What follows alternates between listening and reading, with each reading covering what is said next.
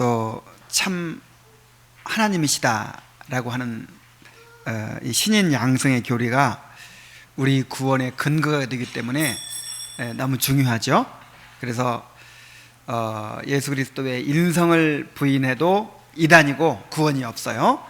그 다음에 예수 그리스도의 신성을 부인해도 이단이 되고 구원이 없어요. 그래서 이제 우리가 이 예수 그리스도의 신인 양성의 교리를 잘 이해하고 또 이제 마음에 새겨야 되는데, 단지 그냥 교리적으로 이것을 아는 것만이 아니라 예수 그리스도께서 나와 똑같은 사람이 되신 그 사실을 깊이 묵상하고 또 그렇게 되어야만 했던 이유가 있잖아요. 그런 것들을 또 깊이 묵상하고 생각하고 하면서 복음을 더 깊이 깨닫게 되고 또 예수 그리스도에 대해서 더 깊이 알게 되고 그렇게 될 수 있기를 바랍니다. 그래서 이제 오늘부터는 본격적으로 예수 그리스도의 인성에 대해서 이제 우리가 한번 살펴보는 거예요.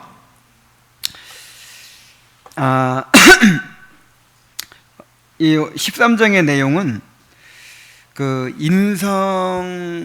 그리스도의 인성을 부인하는 사람들, 이제 부인하는 사람들의 주장을 이야기하고 그 다음에 거기에 대해서 반박하는 그런 내용입니다. 먼저 그리스도가 참 사람이신 증거 1절을 보겠습니다. 그리스도의 인성을 부인하는 사람들 가운데 이 마르키온 이라는 사람과 그 다음에 이 마니교의 주장을 이야기하고 있죠. 그리스도의 몸은 실제 몸이 아니라 그렇게 인간의 몸처럼 그렇게 보여진 것 뿐이다, 이렇게 주장하는 사람들이 있어요. 자, 이런 주장을 뭐라고 하죠? 가연설이라고 하죠. 도케티즘이라고 하는데, 가연설. 왜 이런 주장이 나왔을까요? 예수 그리스도의 그 이제 사람의 모습은 실제 사람이 아니고 그래 사람처럼 보인 것일 뿐이다, 이렇게 이제 가연설을 주장하는 사람들은 영지주의라든지 또 이 마르키온주의라든지 그 다음에 어거스틴이 빠졌던 이단, 이 마니교 같은 데서 그렇게 주장을 합니다. 그런데 왜 이런 가연설을 주장하게 됐을까요?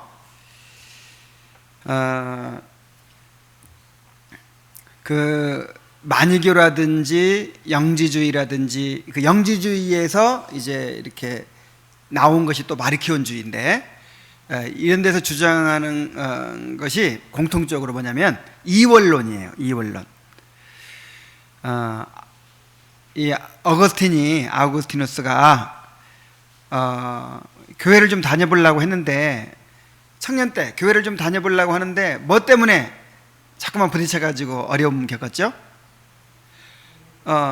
선하신 하나님이 계시다면 왜 세상에 악이 존재하느냐?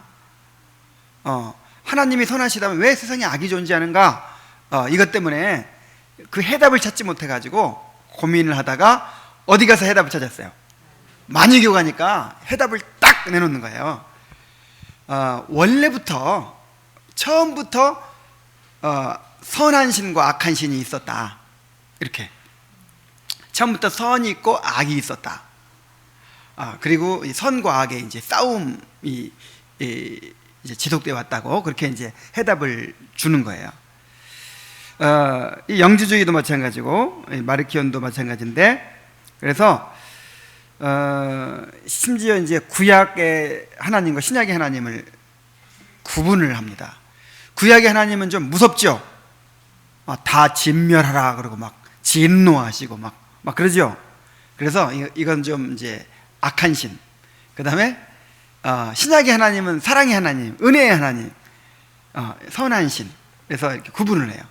그래서 이제 이 악한 신에 의해서, 열등한 신에 의해서 이 세상이 창조가 됐어요. 그러니까 이 창조된 이런 물질 세계는 선한 것이겠어요, 악한 것이겠어요? 악한 것이죠. 그래서 이 모든 물질 세계, 이 물질로 만들어진 이 몸까지도 다 악한 거예요. 그래서 지금 우리가 이런 악하고 부패한 육신 속에 들어있잖아요. 그래서 빨리 이 육신을 벗어버리고 이제 자유함을 얻는 것이 그게 구원이에요. 그러다 보니까 이제 어떤 문제가 생기냐면, 예수님께서 사람이 되셨다? 성자 하나님이 사람이 되셨다? 이게 말이 돼야 안 돼요? 아니, 거룩하신 하나님이 어떻게 악하고 부패한 육체를 입을 수가 있느냐 이 말이에요. 그러면 그 거룩성이 없어져 버리잖아요. 이 하나님도 부패에 이제 갇혀버리게 되잖아요. 그래서 어떤 교리를 만들어냈냐면, 이제 신약 성경에 나타나는 그 예수님의 사람됨의 모습은, 사람의 모습은 실제 사람이 아니라 사람들을 위해서 그렇게 그냥 사람처럼 보여진 것뿐이다. 그래서 가현설을 주장하게 되는 것이죠. 그래서 이런 이제 이원론이 또 헬라 철학에도 공통적으로 있어요. 이런 이원론이. 그런데 이런 이원론이 이제 기독교 안으로도 들어왔어요. 이 초대교회 영지주의를 통해서 들어오고, 또 중세 이 스콜라 주의를 통해서 들어오고, 그래서 그 이제 이런 육체는 악하고 영은 거룩하다, 이런 성속 이원론, 이런 이원론적인 사상에 의해서 이제 그런 이런 결혼도 안 하고 이제 신부나 수녀는 결혼도 안 하잖아요. 이렇게 성적인 거, 육체적인 건 다 더러운 거니까 그런 것도 생겨나고, 그 다음에 이런 세상의 직업에 종사하는 거, 막 그런 것도 천시하고, 이런 사상이 이제 생겨나게 된 것이죠. 그래서 오늘날에도 이런 이원론적인 사상이 제가 자주 말씀드리지만은 교회 안에 지금 있습니다. 그래가지고 정말 주님을 위해 살려면 어떻게 해야 돼요? 직업 내려놓고 신학교 가야죠. 그래서 신학교 가서 성경만 읽고 기도만 하고 하는 거는 거룩한 일이고, 세상에 나가서 직업을 가지고 막 하는 거는 좀 덜 거룩하고, 그 다음에 결혼해서 아이 낳고 성관계 맺고 막 이런 거는 더러운 일이고, 그 다음에 결혼 안 하고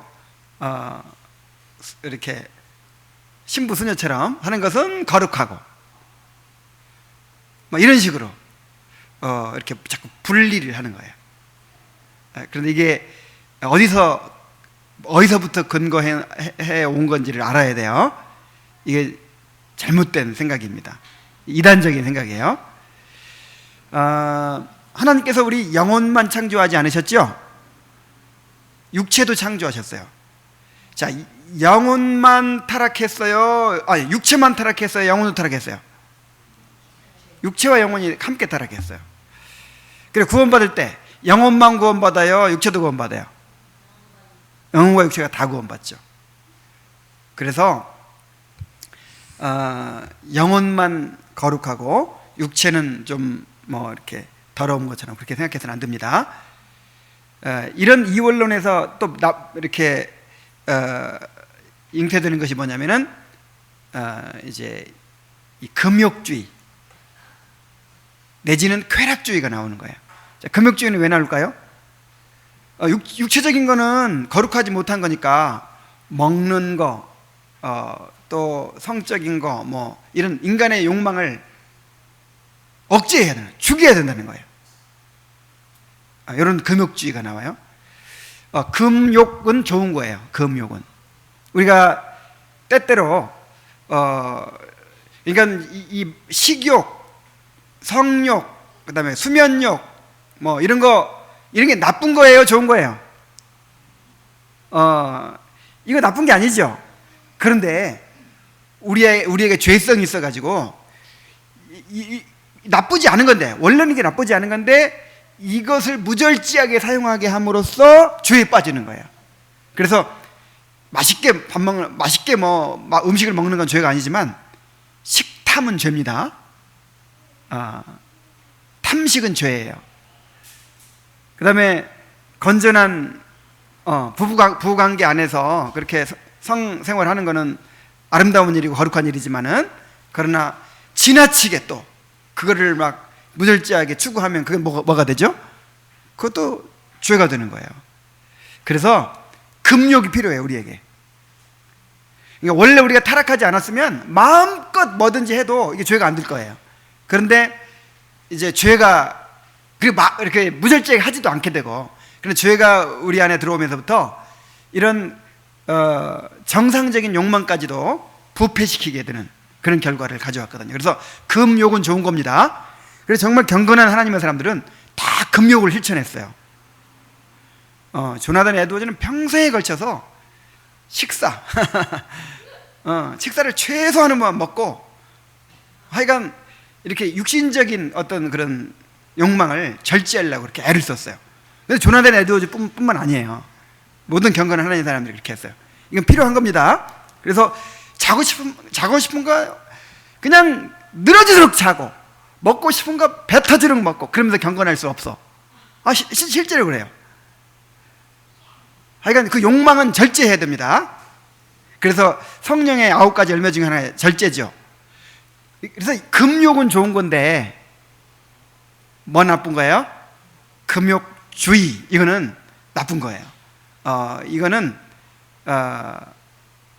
이 하나님께서 주신 이 정상적인 욕망 자체를 죄악시하고 이 육체를 부정하게 여기는 그런 이원론에서 나온 것입니다.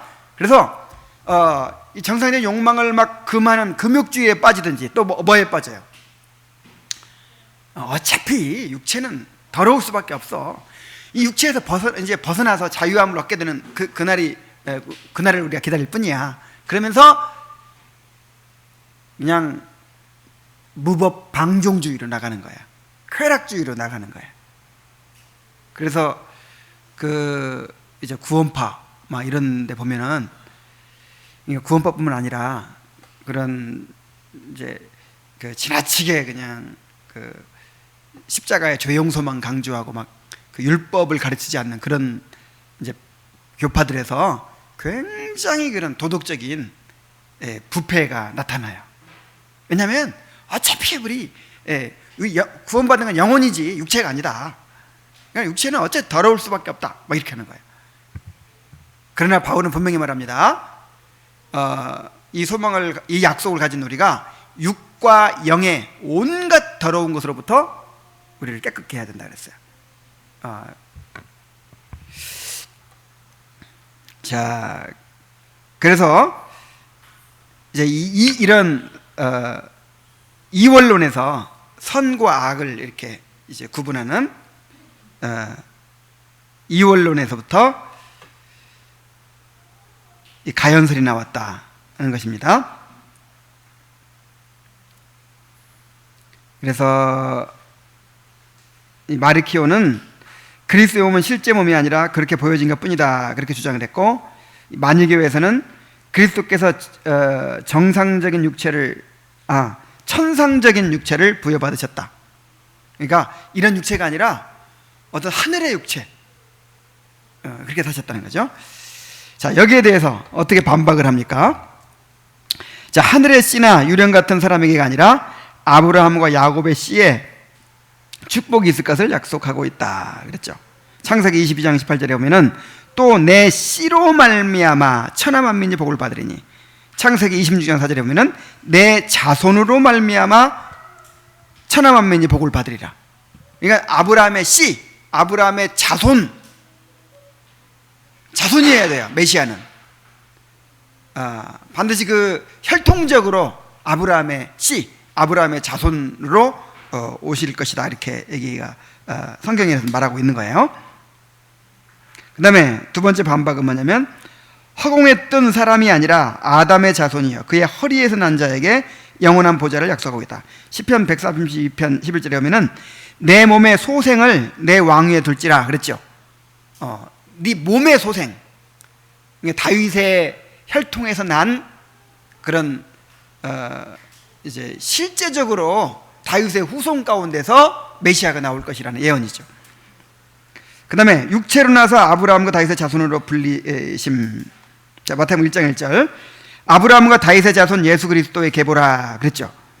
또 로마서 1장 3절 그의 아들에 관하여 말하면 육신으로는 다윗의 혈통으로 나셨고, 분명히 혈통으로 나신다고 했어요. 또 유대인에게 나신다 그랬어요. 로마서 9장 5절에 육신으로 하면 그리스도가 그들에게서 나셨으니 그랬고요. 또 그리스도께서는 자기 자신을 인자라고 부르셨어요. 자, 뭐라고 부르셨어요? 인자. 인자는 무슨 뜻이죠? 사람의 아들. 물론 이제 인자라는 말에는 좀 특수한 의미가 있긴 해요. 인자라는 말이 다니엘서 7장 13절인가요? 거기에 처음 나오는데, 이제 인자 같은 이가 하늘 구름을 타고 와가지고, 인자 같은 이가 하늘 구름을 타고 와서 하나님께로부터 모든 권세와 영광을 받아가지고 나라를 세우실 것이다. 이런 예언이 있거든요. 자, 예수님을 누구로, 어떤 분으로 예언을 했어요? 인자 같은 이. 그래, 인자가 사람의 아들이란 뜻은 맞는데, 뭔가 좀 신적인 의미가 있는 거예요. 천상적인 의미가 있는 거예요. 자, 사람의 아들이 어디로부터 왔다? 하늘로부터 왔다. 그러니까 사람은 사람인데 뭔가 하늘로부터 온 사람인 거예요. 그러니까 보통 사람하고는 다르죠. 그래서 예수님께서 이 땅에 오셨을 때 자기를 뭐라고 불렀어요? 스스로? 인자라고 불렀어요. 인자. 왜 인자라고 부르셨을까? 그냥 메시아 이렇게 부르셨으면 얼마나 좋겠어요. 나는 메시아다 하면서 스스로를 메시아로 칭하고, 그러면 얼마나 참 사람들도 알아보기 쉬웠겠어요. 그런데 예수님은 메시아라는 호칭을 안 쓰고 뭐라고 썼어요? 인자. 인자라는 말을 쓴 이유는 당시 이 유대인들의 메시아관이 문제였어요. 자, 유대인들의 메시아관은 뭐죠?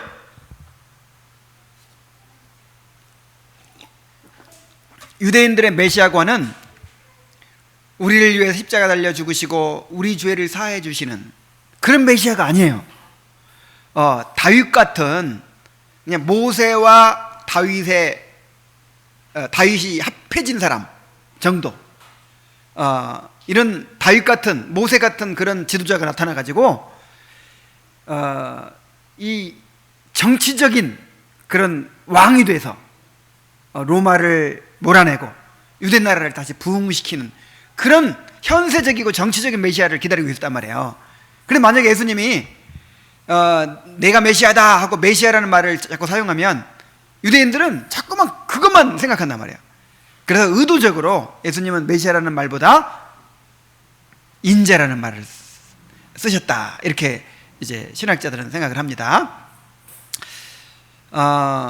그 다니엘이 말했던, 다니엘이 예언했던 바로 하나님의 나라를 이제 이 땅에 이루실 그런 메시아라는 것을 이제 지금 유대인들이 생각하는 그런 메시아가 아니고 성경에 예언된 죄악에서 구속할, 그리고 영원한 하나님의 나라를 영적으로 이루실 그런 메시아라는 것을 드러내시기 위해서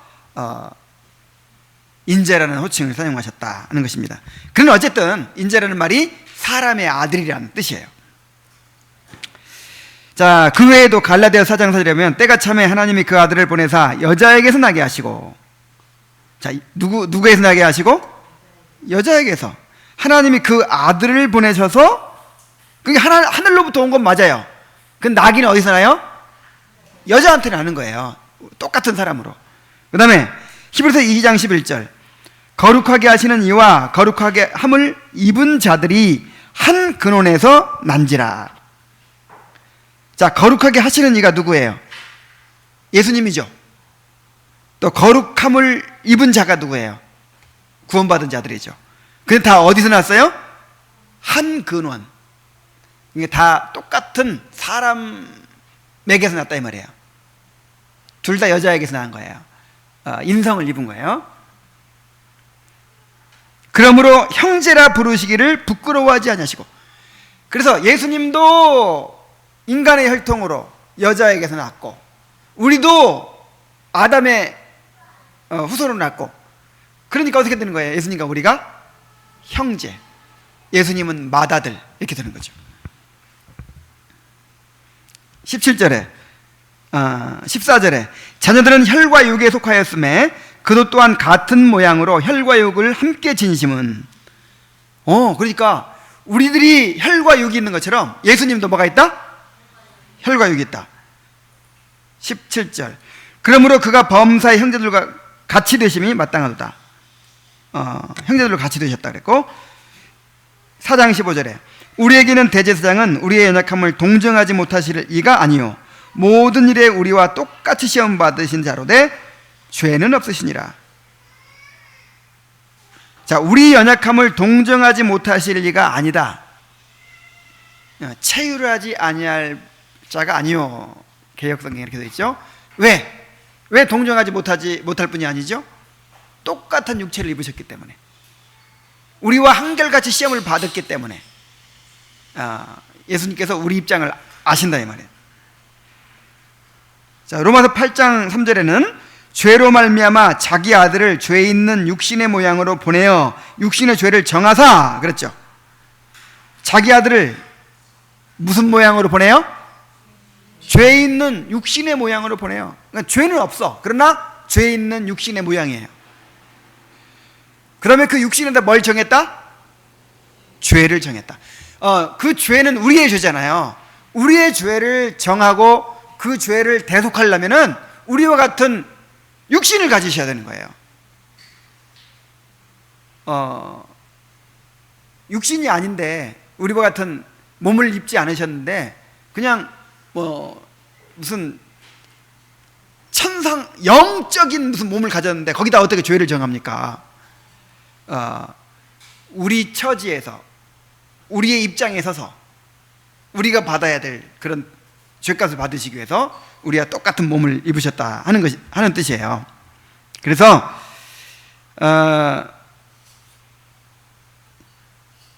예수님께서 실제 몸을 입으신 것이 아니다, 그렇게 보여진 것 뿐이다. 예수님은 우리와 같은 몸이 아니라 이 천상적인 어떤 그런 신비한 몸을 입으셨다, 이런 주장은 성경에서 지지를 받지 못하죠. 너무나도 많은 구절들이 예수님이 우리와 똑같은 육체를 입으셨다는 것을 증거하고 있습니다. 자, 2절 봅니다. 그리스도의 인성에 관한 반론들에 대한 반박. 자, 이제 여러 가지 반론들이 있는데, 자, 한 가지는 뭐냐면, 사람들과 같이 되셨고 사람의 모양으로 나타나사. 자, 이 구절을 가지고 그리스도께서 실제 사람의 몸을 입으신 것이 아니라 유령의 몸을 입으신 것이다, 이렇게 주장을 해요. 사람들과 같이 되었다, 사람의 모양으로 나타났다, 그냥 모양만 그렇게 취했다 이거죠. 모양만, 우리가 보기에 모양만. 그래서 실제 사람의 몸이 아니라 유령의 몸을 입으셨다, 이게 마르키온이 이렇게 주장했단 말이에요. 여기에 대해서 어떻게 반박을 합니까? 바울은 그리스도께서 자신을 비우사 참 사람의 본성을 취하셨다는 것을 말하고 있다. 사람의 모양으로 나타나셨다는 말은 잠시 신적인 영광이 비치지 않고 오로지 낮고 천한 상태에 있는 인간의 모습만 드러났다는 뜻이다 그랬죠. 빌립보서 2장의 내용이 뭐냐면, 너희 안에 이 마음을 품으라 곧 그리스도 예수의 마음이니 그는 근본 하나님의 본체시나 하나님과 동등됨을 취할 것으로 여기지 아니하시고 오히려 자기를 비어 종의 형체를 가져 사람들과 같이 되었고 사람의 모양으로 나타나셨음에 죽기까지 충성하셨으니 십자가에 못 박히심이라. 이 내용이거든요. 그러니까 그리스도의 자기 비하를 설명해 주고 있는 내용이에요. 그러니까 원래는 영광스러운 하나님이셨는데 그 하나님의 그 신성을 잠시 감추고 이 낮고 천한 죄인된 육신의 몸을 입고 이 땅에 오셨다는 것을 보여주는 거예요.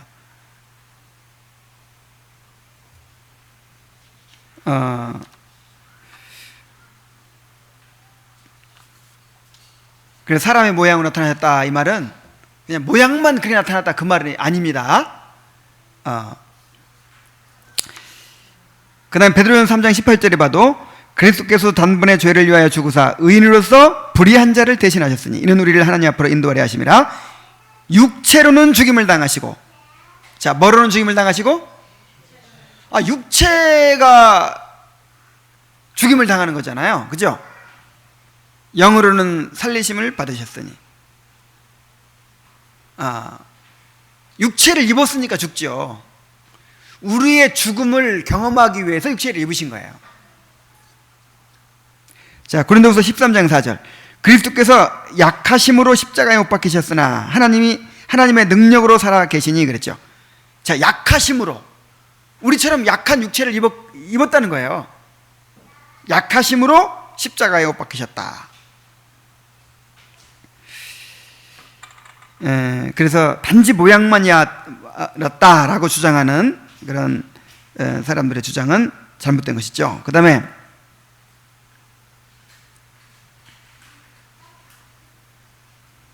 그리스도께서 인간의 육체에 영혼을 부여받아 낮아지시는 일이 없었다면 그의 승귀도 없었을 것이다. 자, 빌립보서 2장 9절로 11절은 이제 예수님의 그 높아지심이 나오죠. 그래서 하나님께서 그를 지극히 높여 모든 이름에 뛰어나게 하시고 모든 무릎을 그 앞에 꿇고 주라 시인하여 영광을 돌리게 하셨다. 이런 내용이 나오죠. 자, 안 낮아지셨으면 높일 필요가 있어요, 없어요? 없죠. 그래서 지극히 높여 이 높이셨다는 말씀을 통해서도 예수님이 낮아지셨다는 것을 이제 증명해주고 있다 이 말이에요. 자, 두 번째 반론이 또 있어요. 둘째 사람은 하늘에서 나셨느니라 라고 하는 고린도전서 15장 45절을 근거로 해가지고 그리스도가 공기로 된 몸을 입으셨다. 만이교가 만이라는 사람이. 그러니까 예수님이 어디로부터 났다? 하늘로부터. 둘째 사람은 하늘에서 나셨느니라. 그러니까 하늘에서 어떻게 이 육체를 입고 오냐 이 말이야. 그래서 공기로 된 육체를 입으셨다. 천상적인 육체를 입으셨다. 자, 여기에 대한 반박. 여기서 바울은 몸의 본질이 하늘에 속한 것임을 말하고자 한 것이 아니라 그리스도께서 신령한 능력을 부으셔서 우리를 살피신다는 사실을 말하고자 한 것이다. 그리스도께서 우리와 동일한 육체의 본성을 지니지 않으셨다면 바울이 그렇게 열정적으로 전개해 나가는 다음과 같은 논리가 모두 무의미한 것이 되어버릴 것이다. 그리스도께서 살아나셨으면 우리도 살아날 것이요 우리가 살아나지 않으면 그리스도께서 살아나지 않으실 것이다. 이렇게 논리를 전개해 가고 있거든요. 그러니까 예수님과 우리가 연합해 있는 거예요. 지금 연합해 있으니까 예수님이 살아나면 우리도 살아나고 우리가 살아나지 못하면 예수님이 살아나지 못하는 거예요.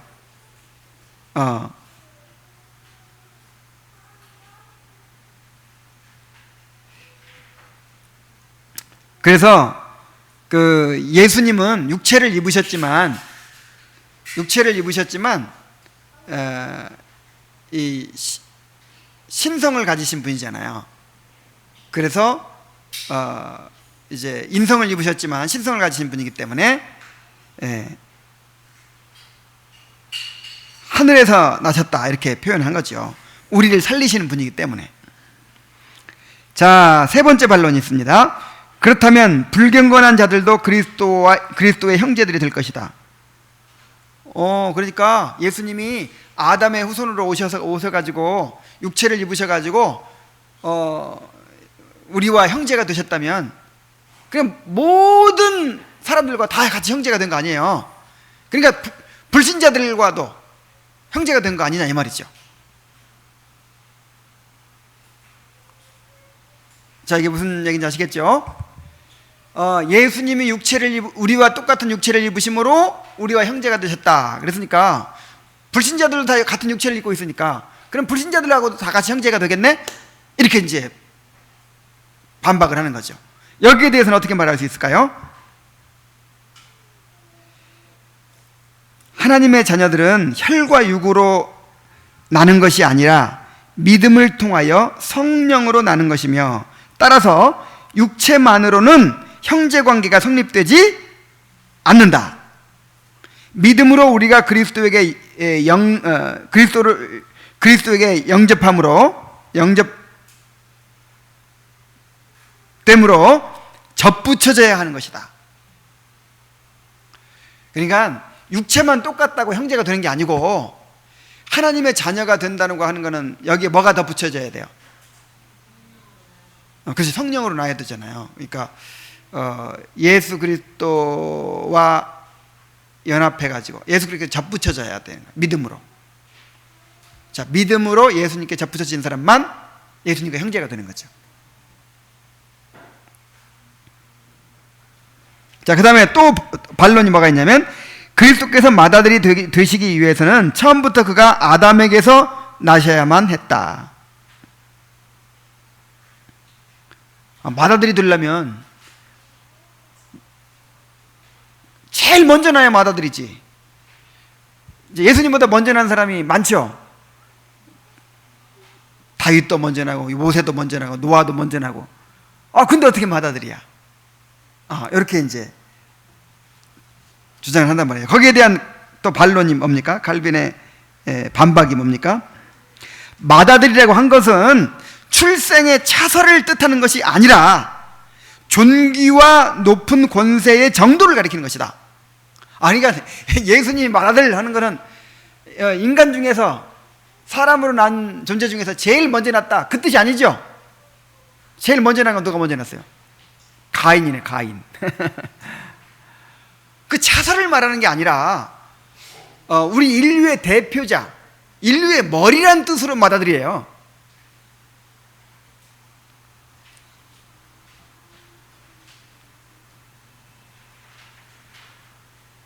참 말도 안 되는 거 반박을 하죠, 계속. 그 다음에 또 어떤 반론이 있습니까? 그리스도께서 인자로 불리는 것은 오로지 그가 사람들에게 약속하셨다는 뜻일 뿐이다. 거기에 대한 반박은 뭐예요? 반론은 뭐예요?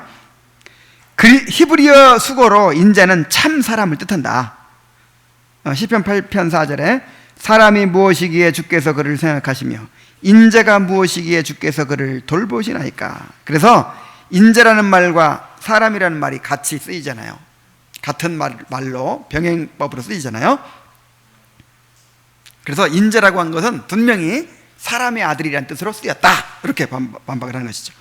그 다음에 여섯 번째로, 그리스도께서 천사의 본성을 취하지 않으시고 사람의 본성을 취하셨는데 이는 곧 그가 인류를 은혜 속으로 받아들이셨음을 의미한다.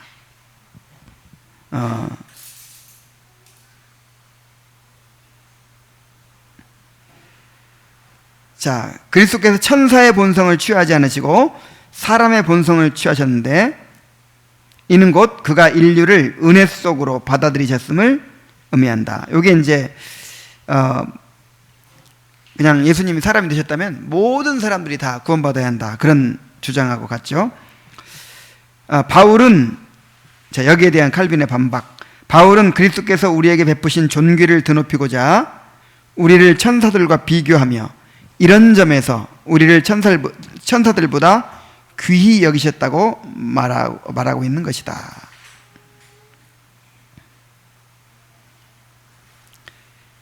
그러니까 예수님께서 천사의 본성을 입지 않고 우리 인간의 본성을 입으셨다. 이제 그렇게 히브리서 2장에 말하고 있거든요. 2장 16절에. 그것은 무슨 얘기냐면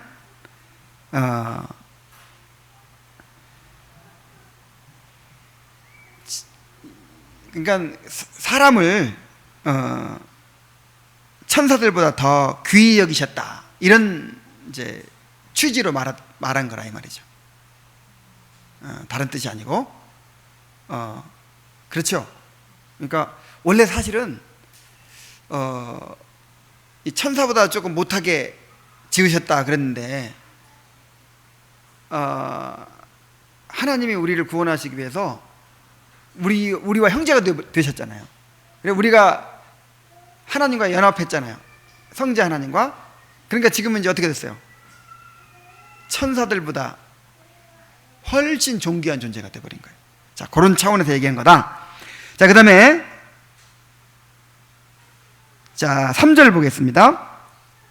동정녀 탄생과 관련한 반론들에 대한 반박.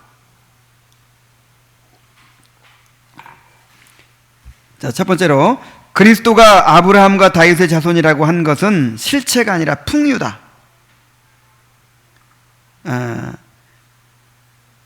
아브라함과 다윗의 자손 예수 그리스도의 세계라 할 때 다윗의 자손이여 막 이런 말을 하죠. 그거는 실제로 그런 혈통으로 난다는 뜻이 아니라 알레고리다.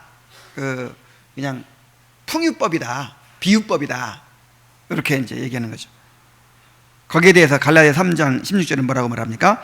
이 약속은 아브라함과 그 자손에게 말씀하신 것인데 여럿을 가리켜 그 자손들이라 하지 아니하고 오직 한 사람을 가리켜 네 자손이라 하셨으니 곧 그리스도라 그랬어요. 실제 자손이에요. 실제 자손. 그 아브라함의 수많은 이제 그 후손들 중에서 한 사람, 예수 그리스도죠. 자, 두 번째 반론. 그리스도께서 다윗의 자손이라고 불리신 이유는 오직 하나, 그거 약속하신 바 되었고 마침내 자기 때에 나타나셨다는 사실 때문이다. 이것도 위에 반론하고 비슷하죠. 여기에 대해서도 로마서 9장 5절에 조상들도 그들의 것이요 육신으로 하면 그리스도가 그들에게 나셨으니. 자, 육신으로 하면 그리스도가 그들에게 나셨다 그랬어요. 누가복음 1장 42절 여자 중에 내가 복이 있으면 내 태중에 아이도 복이 있도다. 그럼 예수님이 마리아의 태중에 아이로 있었네. 그죠? 그 다음에 사무엘하 7장 12절에 내가 내 몸에서 날 내 씨를 내 뒤에 세워 그의 나라를 경고하기리라. 다윗에게 주신 약속인데 여기 내 몸에서 날 내 씨가 바로 메시아를 가리켜요. 예수님을. 분명히 내 몸에서 날 내 씨 그랬어요. 사도행전 2장 30절 하나님이 이미 맹세하사 그 자손 중에서 한 사람을 그 위에 앉게 하리라. 그 자손 중에서 한 사람을 앉게 하리라 그랬죠. 그래서 실제로 자손이다 이 말이에요. 자, 세 번째 반론. 마태복음의 족보는 마리아가 아니라 요셉의 조상들을 열거한다.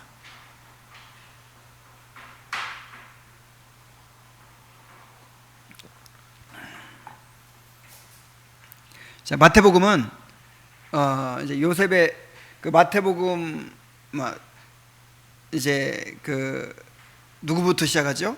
마태복음의 족보가 아브라함과 다윗의 자손 예수 그리스도 세계라 해가지고 이제 이렇게 쭉 그 예수님의 족보가 나오는데 그 요셉의 조상들로 이렇게 거슬러 올라가거든요. 그러면 예수님이 누구의 혈통으로 났다는 거예요? 그 요셉, 아버지의 피를 받고 아버지의 씨를 받아서 그래 난 거 아니냐?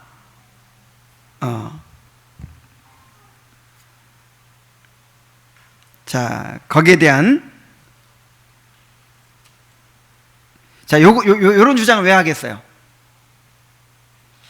그러면 이제 예수님이 여자의 후손이 아니라 남자의 후손이잖아요. 요셉의 아들이니까 남자의 후손. 그러면 예수님도 죄인이잖아요. 그러니까 이게 아들이라는 게 실제 아들이 아니다 이 말이죠. 그럼 말이 안 되지 않냐 이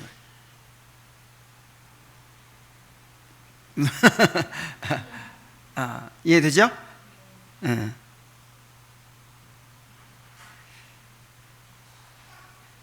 자, 지금 마태는 마리아가 요셉과 친척간이죠. 그래서 마리아도 유다의 다윗의 자손이고 요셉도 다윗의 자손이에요. 그래서 마리아로 올라가든지 요셉으로 올라가든지 똑같은 거예요. 그런데 사회적 통념을 따라서 남성의 계보를 따라 혈통을 기록한 것이다. 그래서 지금 마태의 목적은 그리스도께서 다윗의 자손이심을 증명하는 것이 목적이기 때문에 그는 그리스도께서 마리아에게서 나셨다는 것 한 가지 사실로 만족한 것이다.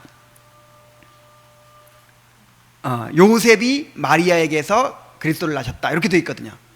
누가 낳았다? 요셉이 마리아에게서 그리스도를 낳았다.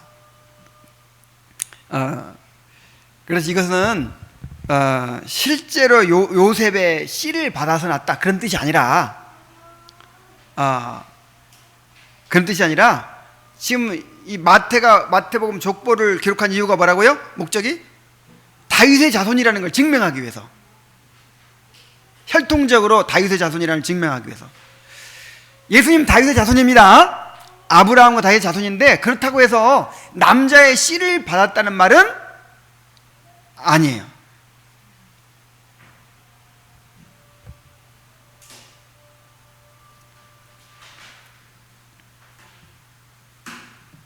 자, 네 번째, 여자들은 씨가 없다.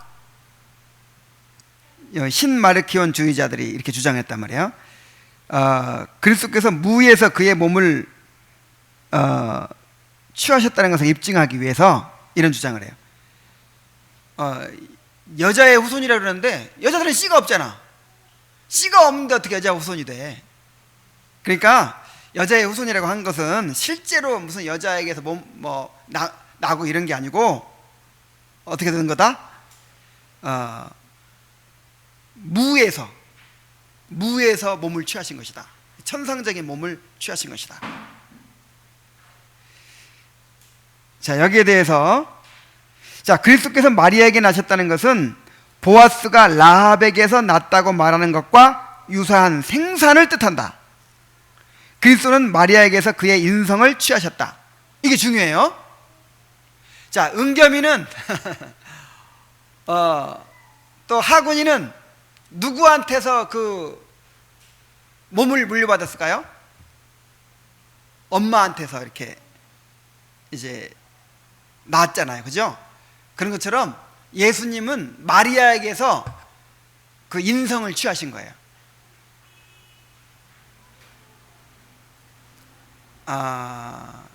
그러니까 이제 남자의 정자와 여자의 난자가 합쳐져 가지고 수정이 되죠.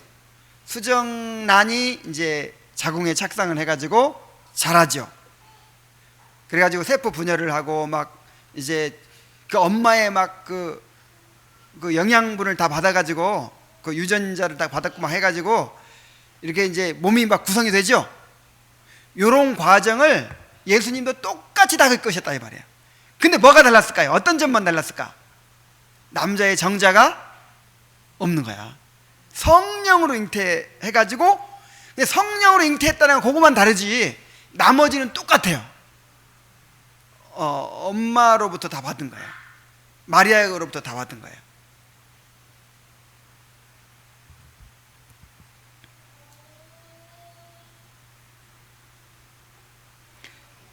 자, 그 다음에 4절, 그리스도의 죄 없으심에 관한 반론들에 대한 반박.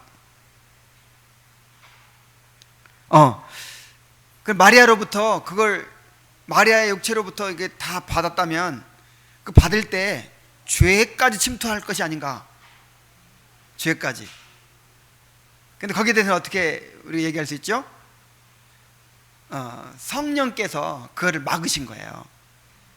이게 성령으로 잉태했다는 뜻이고, 그 다음에 이제 성령께서 그 죄가 침투하는 것을 막으신 거예요.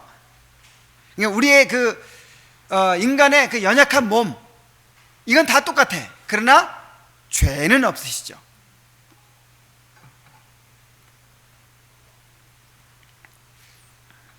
4절 그리스도의 죄 없으심에 관한 반론들에 대한 반박. 만일 그리스도께서 사람이 되셨다면 죄인일 수밖에 없다. 왜냐하면 아담의 모든 자손이 다 죄 아래에 있기 때문이다. 그러니까 사람이 되실 리가 없다는 거죠. 이게 영지주의자들 주장입니다. 이게 마르키온주의자들, 마니교도들이 주장이에요. 자, 로마서 5장 12절 18절에 보면은 한 사람으로 말미암아 죄가 세상에 들어오고 죄로 말미암아 사망에 들어왔나니 한 의로운 행위로 말미암아 많은 사람이 의롭다 하심을 받아 생명에 이르렀느니라. 그래서 첫째 아담과 둘째 아담 이렇게 완전히 반대로 이야기하죠. 그리고 예수님을 완전한 의인으로 얘기하잖아요. 죄가 없으셨죠. 고린도서 15장 47절 첫사람은 땅에서 났으니 흙에 속한 자이거니와 둘째 사람은 하늘에서 나셨느니라. 성령으로 말미암아 잉태했으니까 죄가 없죠. 로마서 8장 3절로 4절 죄로 말미암아 자기 아들을 죄 있는 육신의 모양으로 보내어 육신의 죄를 정하사. 자, 바울은 그리스도를 보통 사람을 아주 조일이 있게 구별하여 그리스도께서 참 사람이시지만 허물과 부패가 없으심을 말하고 있다. 자, 참 사람이시지만 허물과 죄는 없으신 거예요. 자, 두 번째 반론. 그리스도께서 여자의 씨로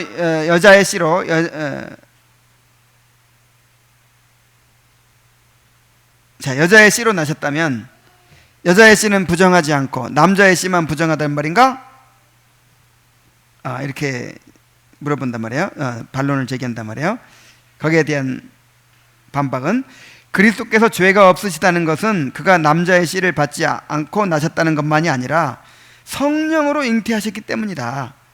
성령으로 죄의 오염을 전혀 입지 않고 아담의 타락 이전에 있을 타락 이전의 순전한 상태로 나신 것이다. 그러니까 예수님이 죄 없으시다는 것은 남자의 씨를 받지 않았다 이전만이 아니란 말이죠. 성령으로 잉태하셨기 때문에 죄가 없으신 거예요. 자, 마지막으로 이제 세 번째, 말씀이 이 땅의 육체라는 말은 다시 말씀이 이 땅의 육체라는 좁은 감옥에 갇히셨다는 말인가? 자, 이건 중요해요. 자, 여기서 말씀은 이제 그 신적인, 그러니까 하나님을 말하는 거거든요. 말씀은 곧 하나님이시니라.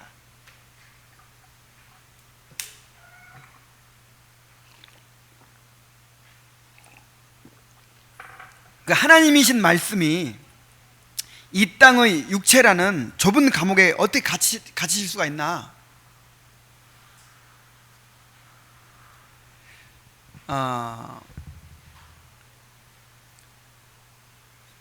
자, 이거는 그렇게 생각하는 사람들이 많아요, 실제로.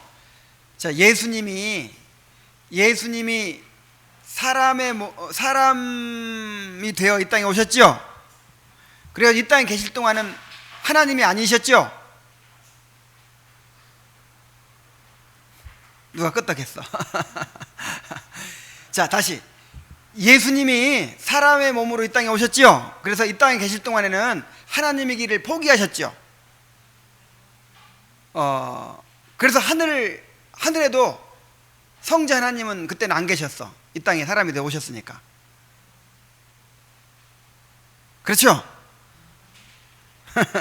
이렇게 이해하는 사람들이 많아요. 그런데 예수님은 신성과 인성을 함께 가지고 계셨다 그러잖아요. 그러니까 신성과 인성을 구분해서 생각해야 돼. 자, 한번 설명을 봅시다.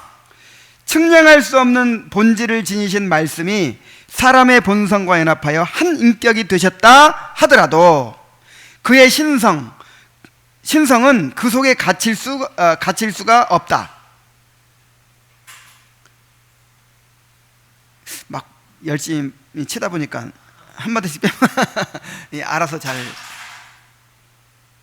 하나님의 아들이 하늘로부터 내려오셨으나 하늘을 떠나지 않으셨으며 그가 동정녀의 몸에서 나시고 이 땅에 사시고 또한 십자가에 달리시기를 바라셨으나 그는 태초부터 하셨던 것처럼 언제나 세상을 가득 채우고 계셨던 것이다. 자, 이거 얼마나 신비로운지 보세요.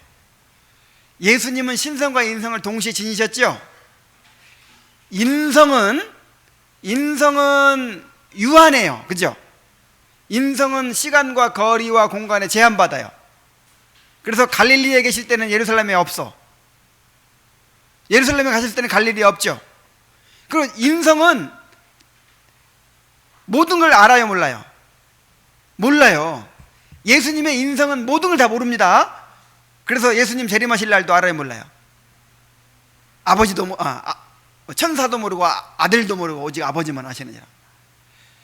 자, 인성은 제한이 있어요. 그런데 신성은 제한이 없단 말이에요.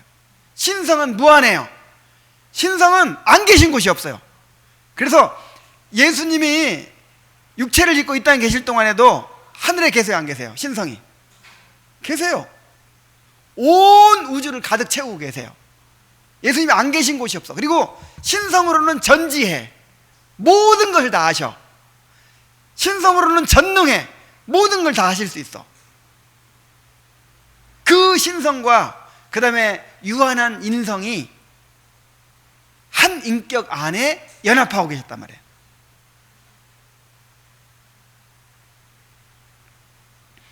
근데 그것은 영원히 지속될 거예요. 우리가 이제 나중에 이제 완성된 천국에 가면은 거기에 인성을 입고 계신 예수님이 계시죠? 그 인성은 유한하다니까? 인성은. 그래서 지금 하늘에 계시니까 여기는 없잖아. 땅에는.